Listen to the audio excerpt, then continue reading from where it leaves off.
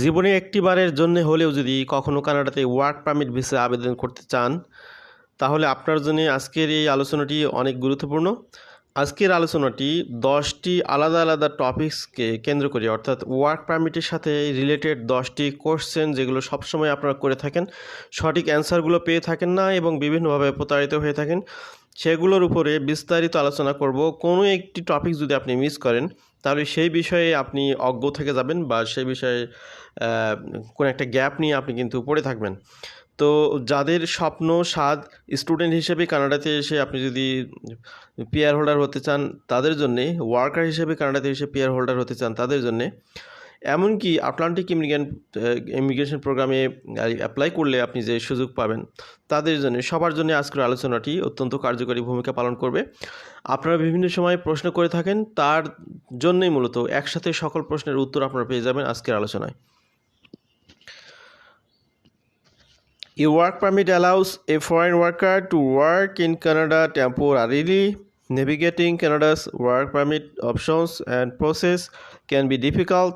Here are answers to some of the questions asked most often about Canada's work permit process. তো work permit ভিসাটা হচ্ছে কানাডার temporary ভিসার মধ্যে অন্যতম। কানাডাতে কয়েকটি কমন টেম্পোরারি ভিসা রয়েছে, একটি হলো ভিজিটর ভিসা, একটি হলো ওয়ার্ক পারমিট ভিসা, আর একটা হচ্ছে স্টাডি পারমিট ভিসা। এগুলো হচ্ছে টেম্পোরারি ভিসা। আর যেগুলো লং টাইম ধরে, অর্থাৎ পার্মানেন্ট রেসিডেন্স ভিসা, সেগুলোর জন্য আলাদা ইমিগ্রেশন প্রোগ্রাম রয়েছে, সেটার কেস ভিন্ন। কিন্তু আপনি 6 মাসের কম সময়ে অথবা 6 মাসের বেশি সময় ধরে কানাডায় যদি আসতে চান, থাকতে চান, তাহলে আপনার এই ওয়ার্ক পারমিট, স্টাডি পারমিট এবং ভিজিটর ভিসা। তো ভিজিটর ভিসায় যারা আসে সাধারণত তারা 6 মাসের বেশি সময় ধরে থাকে না, থাকার কোনো এক্সপ্রেশন তারা দিতে পারে না সুপার ভিসা ছাড়া। তো যাই হোক, আমরা আনুষঙ্গিক কথা আজকে কম বলবো, যেহেতু আমাদের আজকে মূল টপিক্স অনেকগুলো বেশি, এই জন্য আমরা আনুষঙ্গিক কথা ওইগুলোর সাথে, টপিক্সের সাথে রিলেটেড কথা বলবো আজকে। How much is the processing fee for a work permit in Canada? আপনি যে আবেদন করবেন, আপনার তো একটা প্রস্তুতি লাগবে কীরকম খরচ হতে পারে প্রসেসিংয়ের জন্য। The cost of work permit in Canada is the same regardless of the industry in which you work or the stream under which you apply. তো এখানে একটা বিষয় পরিষ্কার হয়ে গেলেন, আপনি ওপেন ওয়ার্ক পারমিট হোক, ক্লোজ ওয়ার্ক পারমিট হোক, ওয়ার্ক পারমিটের জন্য সকল জায়গায় সবসময় প্রসেসিং ফি সমান। এবং এখানে প্রসেসিং ফি আপনাকে একসাথে দুইটা দিতে হবে, এটাও মাথায় রাখতে হবে। সেটা হচ্ছে 155 কানাডিয়ান ডলার, এটা দিতে হবে ওয়ার্ক পারমিটের জন্য পার পারসন, আর 100 কানাডিয়ান ডলার পার পারসন সেটা হচ্ছে ওপেন ওয়ার্ক পারমিটের জন্য। তো যখন স্টুডেন্ট ভাই বোনদের সাথে অথবা ওয়ার্কার ভাই বোনদের সাথে তাদের স্পাউসরা আসে, তখন কিন্তু তাদেরকে এই 155 এবং 100, এখানে 255 কানাডিয়ান ডলার দিতে হয় তাদের ওয়ার্কের জন্যে। অর্থাৎ এখানে দুইটা টাকাই কিন্তু গভর্নমেন্ট নিয়ে নেয় প্রত্যেকটা ওয়ার্কারের জন্যে। তো এটা একটা বিষয় চলে গেল। আর যারা শুধু ওয়ার্ক পারমিটে আবেদন করবেন, ওপেন ওয়ার্ক পারমিট ছাড়া, জেনারেল ওয়ার্কার, তাদের জন্য কিন্তু এটা শুধু 155 কানাডিয়ান ডলার। তাদের ওপেন ওয়ার্ক পারমিটের ফি দিতে হয় না, কিন্তু যারা ওপেন ওয়ার্ক পারমিটে আবেদন করবেন তাদের জন্য দুইটা ফি দিতে হয়। ফির বিষয়টা ক্লিয়ার হলো। এর বাইরে আপনাকে দিতে হবে বায়োমেট্রিক ফি, পার হেড 85 কানাডিয়ান ডলার। যদি ফ্যামিলি সহ অ্যাপ্লাই করেন তাহলে ফ্যামিলি প্যাকেজে দিতে হবে 170 কানাডিয়ান ডলার। সিঙ্গেল আবেদন করলে সব ধরনের ওয়ার্ক পারমিটের জন্যই এটার সাথে বাইরে আপনার 85 কানাডিয়ান ডলার অ্যাড হবে। তাহলে গভর্নমেন্ট ফি কিন্তু এইটাই, এর বাইরে আর কোনো ফি কিন্তু নাই, এই বিষয়টি মাথায় রাখবেন। What documents do I need for a work permit in Canada? In order to apply for a work permit, the applicant must submit the following documents and forms.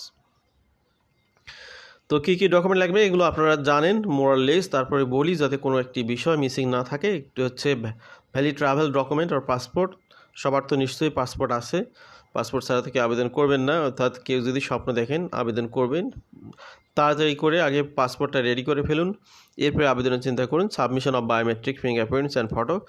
আবেদন ফির সাথে এখানে এই বায়োমেট্রিক্স এবং ফিঙ্গারপ্রিন্ট, ফটো এগুলো চলে আসবে। আপনি যখন অ্যাপ্লিকেশনটা জমা দিবেন, জমা দেওয়ার 1-2 দিন বা 3 দিনের মধ্যে আপনার আপনার যে একটা অ্যাকাউন্ট করা হবে সেই অ্যাকাউন্টে ইনস্ট্রাকশন চলে আসবে বায়োমেট্রিক করার জন্য। তখন আপনি ভিএফএস গ্লোবালে গিয়ে বায়োমেট্রিকটা দিয়ে আসবেন। যে সমস্ত প্রতারক চক্র রয়েছে তারা আপনাকে এই প্যাকেজ প্রোগ্রাম দেখাবে কিভাবে। তারা বলবে যে একই সাথে আপনাকে তারা জব অফার লেটার দেবে, এলএমআই লেটার দেবে, এরপর আপনার জন্য একটা অ্যাকাউন্ট খুলবে। খুলে তারা আপনার নামে একটা অ্যাপ্লিকেশন সাবমিট করবে, সেখানে ফিটি পেমেন্ট করে না অনেক। এরপরে দেখবেন যে আপনাকে একটা ভুয়া বায়োমেট্রিক করাবে। বায়োমেট্রিকটা কিন্তু অরিজিনাল হবে, কাজটা হবে ভুয়া, কিন্তু বায়োমেট্রিকটা অরিজিনাল করাবে, ভিএফএস থেকে আপনাকে করাবে। কারণ অ্যাপ্লিকেশন সাবমিট হলেই তো আপনার বায়োমেট্রিক ইনস্ট্রাকশন চলে আসবে। এটা জাস্ট একটা অটো সিস্টেমের মতো। আমি এইটা বলে রাখলাম কি জন্য, অনেক ভাই বোনরা এভাবে প্রতারিত হচ্ছে। তারা যখনই ভিএফএস গ্লোবালে ফিঙ্গারপ্রিন্ট দিচ্ছেন তারা মনে করতেছেন সব কিছু রিয়াল ওয়েতে হচ্ছে, কিন্তু প্রকৃতপক্ষে ভাই এবং বোন আপনাদেরকে বলে রাখি, সেটা হচ্ছে আপনার জন্যে প্রতারক চক্র একটা অ্যাকাউন্ট খুলে, কারণ ওয়েবসাইটে গিয়ে অ্যাকাউন্ট খুলে, অ্যাকাউন্ট খোলা তো সেক্ষেত্রে এখানে প্রতারক চক্র খুলতেছেন আপনি খুলতেছেন সেটা তো কেউ বুঝবে না। আপনার পাসপোর্টের তথ্য দিয়ে তারা কিন্তু অ্যাকাউন্ট খুলতেছে। খোলার পরে যেটা করতেছে সেটা হলো আপনার নামে বিভিন্ন ডকুমেন্ট আপলোড করে তারা সাবমিট করতেছে। সাবমিশন তো নিয়ে নিবে, কানাডা গভর্নমেন্টকে ফি দিলে তারা তো অ্যাপ্লিকেশন ফি পাওয়ার পরই তারা অ্যাপ্লিকেশন প্রসেসিংয়ের যেটা নর্মাল হয় সেটা করবে, এবং দেখা গেল যে বায়োমেট্রিক ইনস্ট্রাকশন চলে আসবে। তো ধরাটা অ্যাকচুয়ালি খাবেন এরপরে, বায়োমেট্রিকের পরে একটা মোটা অঙ্কের টাকা তারা দাবি করে। এই ধরনের বিষয়গুলো দেখেছি প্র্যাকটিক্যালি, এই জন্যই বলতেছি যাতে বাকিরা এই ধরনের প্রতারণার শিকার না হন। যারা শুনবেন তারা বেঁচে যাবেন, যারা শুনবেন না তারা পস্তাবেন। আবার একটা সময় কিন্তু মনে হবে যে না, এই চ্যানেল থেকে এই ভিডিওগুলো দেখেছিলাম, শুনি নাই। 2 লাখ থেকে 3 লাখ 4 লাখ 5 লাখ যে প্যাকেজে আসেন এভাবে ধরা খেয়ে যাবেন কনফার্ম। তো এই বায়োমেট্রিক হওয়া মানে আপনি কানাডাতে পা দিয়েছেন এটা কখনোই মনে করবেন না। আগের একটা ভিডিওতে বলেছিলাম, এখানে একটু সময় নিলাম যাতে করে আপনারা কখনোই এখানে প্রতারিত না হন। তো অ্যাকচুয়ালি যদি রিয়েল এমপ্লয়ার আপনাকে জব অফার লেটার দেয় তাহলে কি হবে সেটা একটু বলি, যাতে প্রতারিত না হন। এলএমআই লেটার নিয়ে যেহেতু প্রতারণা হচ্ছে, কানাডা থেকে অনেকেই বিভিন্ন গভর্নমেন্টের মনোগ্রাম নকল করে অবিকল একদম অরিজিনাল ডকুমেন্ট এলএমআই আকারে পাঠিয়ে আপনাদেরকে প্রতারিত করছে। যেটা অ্যাকচুয়ালি ঘটবে সেটা হলো যে একজন রিয়েল এমপ্লয়ার আপনাকে আপনাকে এলএমআই লেটার দেবে, জব অফার বা জব কন্ট্রাক্ট লেটার দেবে। তিনি কখনোই আপনার জন্য ইমিগ্রেশনে অ্যাকাউন্ট খুলবেন না। তার কাজ হচ্ছে আপনার ইন্টারভিউ নিবে, আপনার সাথে 2-3 বার ইন্টারভিউ হবে, ইংলিশে হবে, এবং সেটা আপনার ওভার ফোনে কখনোই হবে না, জুম মিটিং অথবা গুগল মিটে। মোট কথা আপনি ভিডিও অ্যাপিয়ারেন্সে আপনার মিটিং হবে, হতে পারে কানাডা থেকে তিনি আপনার ইন্টারভিউ নেবেন, কিন্তু 2-3 বার ভিডিও তারা ইন্টারভিউ নেবে। তারা দেখবে অ্যাকচুয়ালি আপনি যে এক্সপিরিয়েন্সটা শো করতেছেন সেটা রিয়াল কিনা, এবং আপনি কাজ জানেন কিনা, ইংলিশে মিনিমাম দক্ষতাটা আপনার আছে কিনা, এই ধরনের বিষয়গুলো আসবে। তারপরে তারা যদি আপনাকে ট্রাস্ট করে, বিলিভ করে এবং আপনাকে নিতে চায়, তারা সরাসরি আপনার ইমেইলে তারা আপনাকে এমপ্লয়মেন্ট এলএমআই লেটার পাঠাবে, জব অফার লেটার পাঠাবে। কিন্তু কখনোই তারা আপনার জন্য সিআইসির ওয়েবসাইটে অ্যাকাউন্ট খুলবেন না, এটা মনে রাখবেন। সেই অ্যাকাউন্টটা খুলবেন আপনি নিজে অথবা কোনো আরসিআইসি অথবা কোনো ল ফার্মের মাধ্যমে, আপনার কাজ সেটা। কিন্তু যখনই কেউ এই প্যাকেজ প্রোগ্রামগুলো দেখাবে তাহলে 100% এগুলো ফ্রড।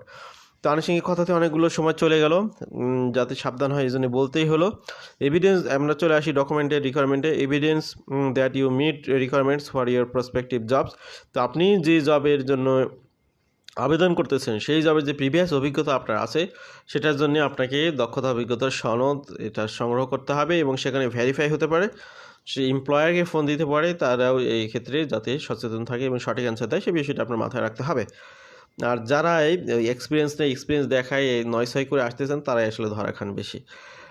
তো এই হলো ঘটনা। তো proof of relationship with all spouse, children and common law partners. এখানে যেহেতু একজন অ্যাপ্লিক্যান্টের সাথে তার স্পাউস এবং চিলড্রেনরা আসার ক্ষমতা রাখে বা তাদের সুবিধা আছে, সেটা জন্যে আপনাদেরকে প্রুভ করতে হবে বার্থ সার্টিফিকেট দিয়ে, ম্যারেজ সার্টিফিকেট দিয়ে, অন্যান্য যে সমস্ত ফ্যামিলি পেপারস রয়েছে সেগুলো দিয়ে প্রুভ করতে হবে যে অ্যাকচুয়ালি আপনারা একই ফ্যামিলির, বাবা মা ভাই বোন না, বাবা মা ছেলে মেয়ে ওয়াইফ, এর বাইরে কোনো কিছু থাকবে না একটা অ্যাপ্লিকেশনে। এরপরে যেটা লাগবে, complete application form for work permit made outside Canada. এখানে ওয়ার্ক পারমিটের জন্য একটি ফর্ম IMM 1295 ফর্ম, এটা পূরণ করতে হবে। এটাও আপনি নিজে পূরণ করবেন, না হলে কোনো প্রফেশনাল যারা রেপুটেড তাদের কাছ থেকে করে নেবেন।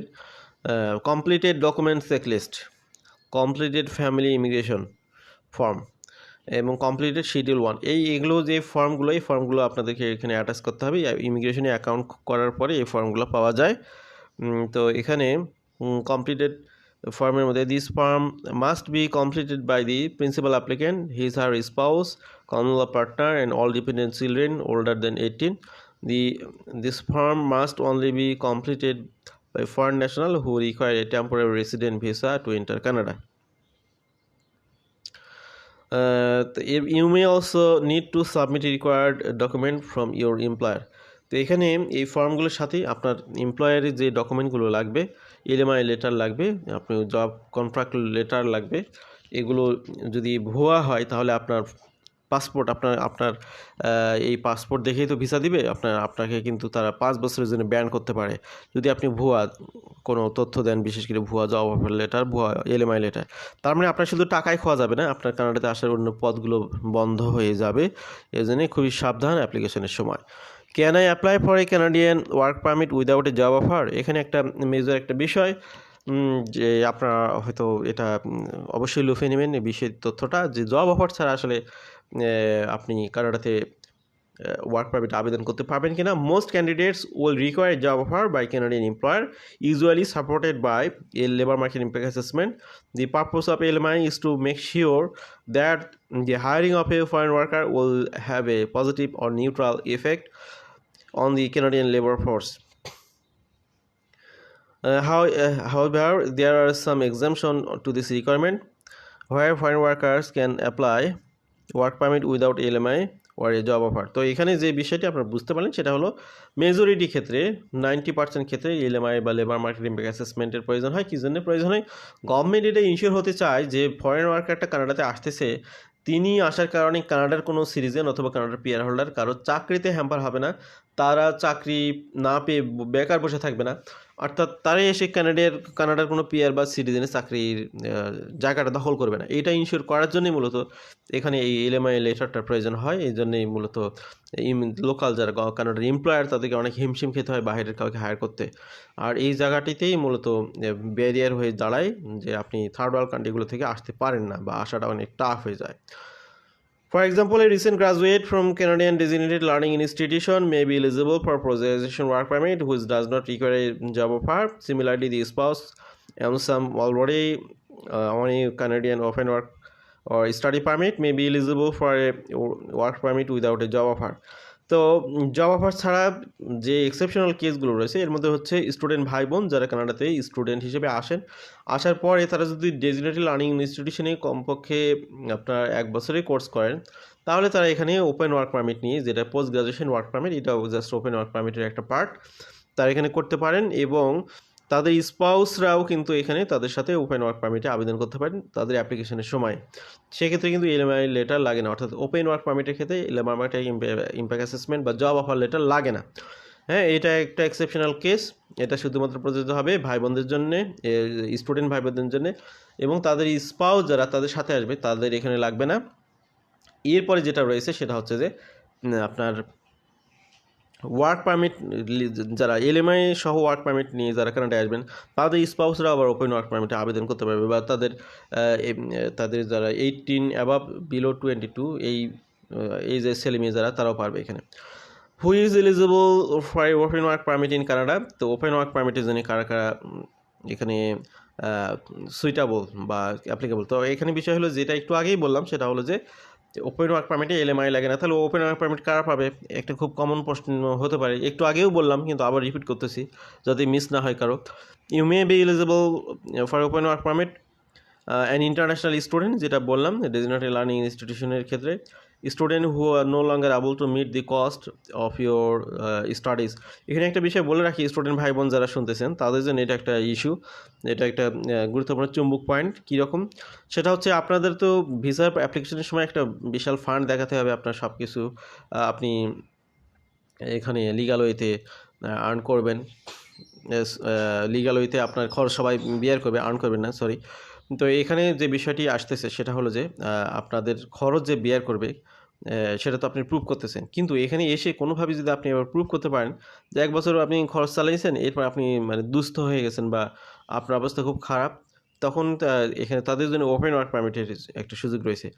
আর ইউজুয়ালি তো স্টুডেন্টরা তাদের স্টাডি চলাকালীন সময়ে তারা তো ফুল টাইম এখন জব করতে পারেনি।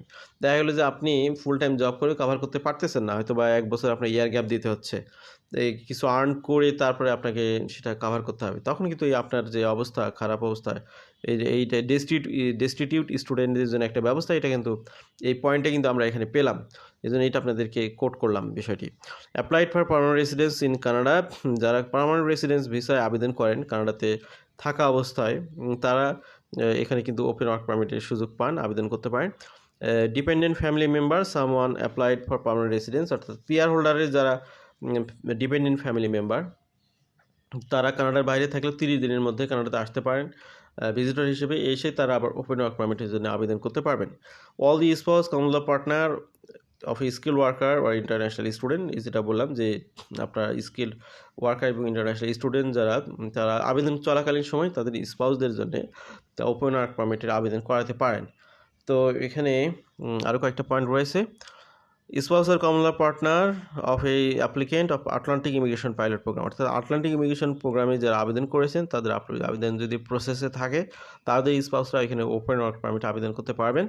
রিফিউজি ক্লেমেন্ট বা রিফিউজি ক্লেম যারা করেন তারা এবং তাদের ফ্যামিলি মেম্বাররা ওপেন ওয়ার্ক পারমিটের জন্য আবেদন করতে পারবেন। আর under an unenforceable removal order আর a temporary resident permit holder আর young worker participating in the special programs. তো এই হচ্ছে কয়েকটি আলাদা আলাদা আপনার কন্ডিশন বা প্রভিশন, যারা কানাডাতে থাকা অবস্থাতে চাইলে ওপেন ওয়ার্ক পারমিটে আবেদন করতে পারবেন। এই হলো আপনাদের ওপেন ওয়ার্ক পারমিটের অ্যান্সার আপনারা পেয়ে গেলেন। Can I bring my family to Canada on my work permit? If you are applying for a work permit and have a valid job offer from a Canadian employer, you may be eligible to have your spouse, dependent children accompany you to Canada. তো যারা valid work পারমিটে আবেদন করতেছেন তাদের family অর্থাৎ তাদের spouse কিন্তু open work পারমিটের জন্য আবেদন করতে পারবে। এই বিষয়টা আর একটু জোর দিয়ে এখানে বলা হলো, your spouse or partner may also be eligible to apply for open work permit allowing him or her to work for almost any employer in Canada. Dependent children and temporary foreign workers may also be eligible for a work permit provided they meet the certain criteria. What are the types of work permit in Canada? এখানে work পারমিটের টাইপগুলো চলে এসেছে, তারপর আপনাদেরকে বলি at a গ্যালেন্সে। এখানে LMI supported work permit, যেটা আপনারা জানেন ইন জেনারেলি কানাডার ওয়ার্ক পারমিটকে দুই ভাগে ভাগ করা যায়, একটা হচ্ছে এলএমআই সাপোর্টেড আর একটা হচ্ছে এলএমআই এক্সাম্পড। তো এলএমআই সাপোর্টেড বলতে যেটা labour market impact assessment letter লাগবে এবং জব অফার লেটার লাগবে, দুইটাই লাগবে। আর এলএমআই এক্সাম্পড সেগুলো আপনারা দেখতে পাচ্ছেন যে এখানে কানাডা ইউনাইটেড স্টেটস এগ্রিমেন্টের মধ্যে যারা পড়ে, ইন্টারন্যাশনাল মোবিলিটি প্রোগ্রামের মধ্যে যারা আছে তাদেরও কিন্তু এলএমআই লাগে না। তো ইন্টারন্যাশনাল মোবিলিটি প্রোগ্রামের অধীনে কানাডার সাথে 35টি কান্ট্রি মিউচুয়াল এগ্রিমেন্ট রয়েছে। এর মধ্যে থার্ড ওয়ার্ল্ড কান্ট্রি হিসেবে বাংলাদেশ, ইন্ডিয়া, পাকিস্তান তারা নেই, যার কারণেই কিন্তু অন্য কান্ট্রি থেকে সিজনাল ওয়ার্কার থেকে অন্যান্য ওয়ার্কারদের তারা ইজিলি হায়ার করলেও এই সমস্ত কান্ট্রি বাংলাদেশ, ইন্ডিয়া, পাকিস্তান থেকে তারা খুব বেশি হায়ার করতে পারে না, কারণ এখানে হায়ার করতে গেলেই আপনার লেবার মার্কেট ইম্প্যাক্ট অ্যাসেসমেন্ট প্রয়োজন হয়, যেটা অনেক জটিল একটা প্রক্রিয়া। এই জন্যই মূলত সাধারণত ওয়ার্ক পারমিট ভিসা কম ইস্যু হয় এই থার্ড ওয়ার্ল্ড কান্ট্রিগুলো থেকে। তো এক্ষেত্রে সুবিধা পায় ওই 35টি কান্ট্রি, এখানে ইউরোপের অনেকগুলো কান্ট্রি আছে, তারা এই সুযোগটা পেয়ে থাকে। তো এই স্লাইডটা আমরা স্কিপ করতেছি এখন। What is the fastest work permit in Canada? কানাডাতে এটা আপনারা জানেন যে খুব দ্রুততম সময়ে ওয়ার্ক পারমিট প্রসেস হয় যে প্রোগ্রামে, সেটা হচ্ছে গ্লোবাল ট্যালেন্ট স্ট্রিম। তো এই গ্লোবাল ট্যালেন্ট স্ট্রিমের প্রফেশনগুলো অ্যাকচুয়ালি এগুলো হচ্ছে টেকনোলজি বা টেক বেস যে প্রফেশন রয়েছে, ইঞ্জিনিয়ারিং সাইড এবং কম্পিউটার ইঞ্জিনিয়ারিং এবং এগুলোর সাথে রিলেটেড যে প্রফেশনগুলো রয়েছে, তারা সাধারণত এই সুযোগটা পেয়ে থাকে। এক্ষেত্রে এলএমআইয়ের প্রয়োজন হয়, তবে এই ক্ষেত্রে কিন্তু জব পাওয়ার একটা পসিবিলিটি বেশি থাকে। তারা যারা এই ধরনের প্রফেশনে রয়েছেন তারা যদি যথাযথ প্রোগ্রাম মেনটেন করে ট্রাই করেন, তাহলে 10 বিজনেস ডেজের মধ্যে তাদের এলএমআই প্রসেস হয় এবং আপনার ওয়ার্ক পারমিটের আবেদন তারা খুব দ্রুত করতে পারেন। তো এটা একটা সুবিধা, সেটা হচ্ছে গ্লোবাল ট্যালেন্ট স্ট্রিম ভাই বোনদের জন্য। তাদের জন্য আলাদা করে ভিডিও করা আছে আমাদের 5-6 মাস আগে, সেগুলো আপনারা পুরনো ভিডিও দেখে আপনি সেই ব্যাপারে বিস্তারিত তথ্য পাবেন। সামনে নতুন কোনো তথ্য আসলে আমরা আবারও সেটা নিয়ে ভিডিও করবো, এই জন্য গ্লোবাল ট্যালেন্ট স্ট্রিম নিয়ে বিস্তারিত আর কিছু বলছি না। How many month does it take to process Canadian work permit? আপনারা খুব কমনলি এই প্রশ্নটা কিন্তু করে থাকেন, ভালো করে শোনেন এখানে তথ্যগুলো। প্রায়ই অনেকে বলে থাকেন, ভাই আবেদন করছি এখনও হচ্ছে না, কতদিন সময় লাগে, আরও কতদিন ওয়েট করব। এগুলোর এক্স্যাক্ট কোনো অ্যান্সার আসলে কোনো লয়ার দিতে পারবে না।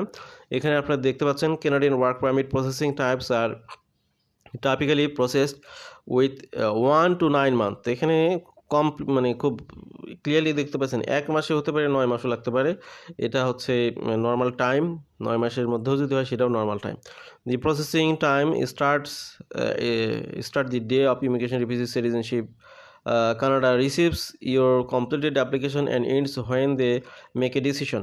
Processing times will vary based on, এখানে কয়েকটি বিষয়ের উপর মূলত তারা লেন্দি হয়, লেন্দি করতে পারে। সেটা হচ্ছে দি টাইপ অফ অ্যাপ্লিকেশন সাবমিটেড, আপনি কোন ধরনের কোন টাইপের অ্যাপ্লিকেশন সাবমিট করলেন সেটার ক্যাটাগরির উপর নির্ভর করে।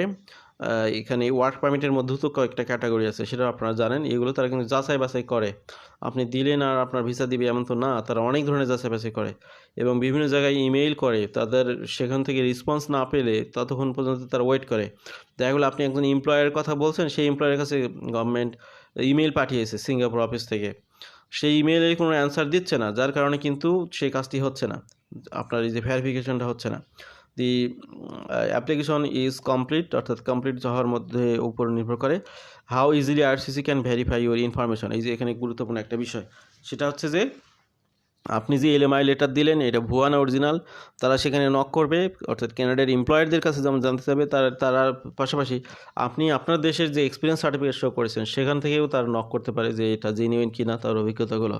এইসব কারণেই কিন্তু লেনদেনগুলো হয়ে থাকে। How long you take to response to any request or concerns, অর্থাৎ কোনো ফার্দার বিষয় যদি তারা জানতে চায় সেটার ব্যাপারে আপনি কত দ্রুত রেসপন্স করতেছেন তার উপর কিন্তু নির্ভর করে যে আপনার ওয়ার্ক পারমিটের প্রসেসিংটা কত দ্রুত হবে। Can I change my status from visitor to worker in Canada? তো এইটার স্লাইডে বিস্তারিত তথ্য আছে, এক কথায় আমি বলি, সেটা হচ্ছে ভিজিটর টু ওয়ার্কারে চেঞ্জ করা। এটা কানাডার এখন গভর্নমেন্ট থেকে প্রদত্ত একটি বিশাল সুযোগ। 2025 সালের 28 ফেব্রুয়ারি পর্যন্ত এই সুযোগটা আপনারা পাবেন। আপনি এখানে কানাডাতে ভিজিটর হিসেবে এসে কোনো এমপ্লয়ারকে কনভিন্স করে যদি job offer letter, LMI letter নিতে পারেন যথাযথ প্রক্রিয়া মেনটেন করে, তাহলে আপনি এটা ইজিলি করতে পারেন। কিন্তু এখানে আসলেন আর সাথে সাথে জব পাওয়া যাবে এরকম না, এখানে অনেক কঠিন অবস্থা আছে। অনেকে যারা চলে এসেছেন তাদের হিস্ট্রিগুলো আপনার শুনলে হয়তো বুঝবেন যে তারা আসলে সবাই কিন্তু ভালো করতেছেন না। যাদের আগের কোয়ালিফিকেশন অনেক ভালো তারা হয়তো বা তাদের রিলেটেড জবের সাথে ম্যাচিং করে কিছু ভালো জব পেয়েছেন। Can I get a permanent residence while being in Canada on a work permit? তো এখানে সবার তো অ্যাকচুয়ালি ধান্দা বা স্বপ্ন সেটা হচ্ছে পিআর হোল্ডার হওয়া। আমি 2 বছরের জন্য তো কানাডায় আসতে চাই না যে আসলাম আবার চলে আসলাম, তা তো না। আমার অ্যাকচুয়ালি স্বপ্ন হলো পিআর হোল্ডার হওয়া, তাই না? আপনাদের মনে কথা তো এটাই। Work permit holders in Canada can apply for permanent residence. There are a few immigration programs that are tailored for temporary foreign worker. তো টেম্পোরারি ফরেন ওয়ার্কারদের জন্য কিছু স্পেশাল প্রোগ্রাম রয়েছে। One of the best ways to obtain PR in Canada through Canadian experience class. এক্সপ্রেশনটি 3টি category, এর মধ্যে একটি ক্যাটাগরি হচ্ছে কানাডিয়ান এক্সপিরিয়েন্স ক্লাস। এই কানাডিয়ান এক্সপিরিয়েন্স ক্লাসে কোয়ালিফাই করবে তারাই যারা কানাডাতে যে কোনো প্রোগ্রামে হোক এসে কমপক্ষে 1 বছরের জব করে। কী ধরনের জব? অড জব তা কিন্তু না। এনওসি ক্যাটাগরি 0, 1, 2, 3 এই ক্যাটাগরির মধ্যে যারা জবগুলো করে তারা কিন্তু কানাডার এক্সপ্রেস এন্ট্রিতে আবেদন করতে পারবে। আবার যারা আটলান্টিক প্রভিন্সে চলে গেছেন তারা যদি অড জবও করেন তাহলেও সমস্যা হতে পারে না, সেক্ষেত্রে তারা হয়তো সুবিধা পাবেন। ওখানে জাস্ট একটা জব অফার পেলে আপনি পিআর হোল্ড প্রোগ্রামে কোয়ালিফাই করবেন। To apply for PR under CC, foreign national must meet the following requirements: have at least 12 months full-time skilled work experience in Canada gained in the 3 years prior to applying, অর্থাৎ আবেদনের 3 বছরের আবেদন যখন করবেন সেই সময় থেকে পিছনের 3 বছরের মধ্যে কমপক্ষে 1 বছরের কানাডাতে জব করার অভিজ্ঞতা থাকতে হবে। আপনি যদি ওয়ার্ক পারমিট থেকে পিআরে কনভার্ট হতে চান, তো আপনারা তো কানাডাতে ওয়ার্ক করতেছেন, সুতরাং এই কন্ডিশন তো আপনার ইজিলি মিট হচ্ছেই। Meet or exceed the required level of language skills. এখানে আইএলটিএস ছাড়া কানাডার যেহেতু কোনো পিআর প্রোগ্রাম নাই, শুধু স্পাউস আর পিজিপি অর্থাৎ প্যারেন্ট গ্র্যান্ড প্যারেন্ট প্রোগ্রামে আইএলটিএস লাগে না, কিন্তু ইকোনমিক যে পিআর প্রোগ্রাম সেগুলোতে আইএলটিএস লাগে। এই জন্যে এখানে আপনাকে আইএলটিএস দিতে হবে। তারপরে আপনার ইউনিভার্সিটি আপনার যে কাজ যেটা আপনি করতেছেন সেটার অভিজ্ঞতাটা থাকতে হবে। কানাডার যেটা আপনার টিআর ক্যাটাগরি বললাম সেই টিআর ক্যাটাগরিগুলোর মধ্যে আপনাকে পড়তে হবে যেগুলো মেনশন করা আছে। তো আমরা আলোচনা দীর্ঘায়িত করব না, অনেক বড় একটি আলোচনা আমরা করলাম। সবগুলো স্লাইডই আপনাদের জন্য গুরুত্বপূর্ণ। যারা ওয়ার্ক পারমিটে আসতেছেন তাদের বিষয়গুলি অবশ্যই খেয়াল করা দরকার। ভালো থাকবেন সবাই। আল্লাহ হাফিজ। আসসালামু আলাইকুম।